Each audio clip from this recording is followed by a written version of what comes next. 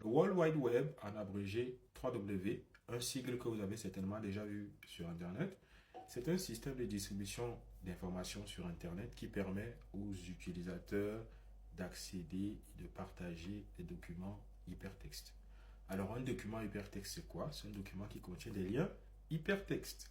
Et un lien hypertexte, c'est quoi? C'est un lien qui vous permet de vous rediriger vers une autre information qui est soit sur la même page, soit sur le même document, soit sur un document externe qui peut se trouver ailleurs.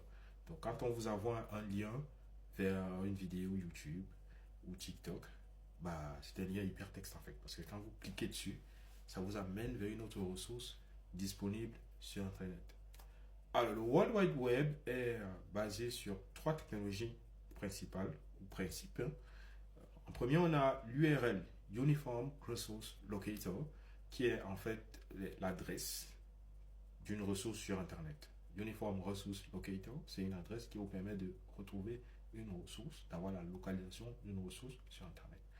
Ensuite, on a ce qu'on appelle le protocole HTTP, Hypertext Transfer Protocol.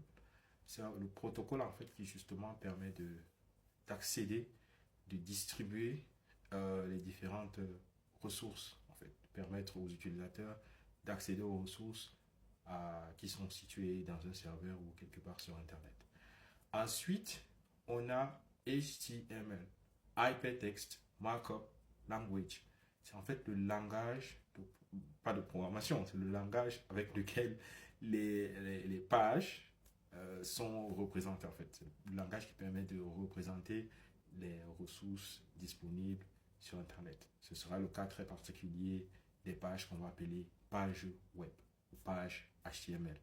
Voilà, ce sont les trois principales technologies qui sont utilisées, implémentées dans le cadre du World Wide Web et qui vous permet d'opérer cette magie que vous opérez sur Internet quand vous cliquez à l'aide d'un navigateur.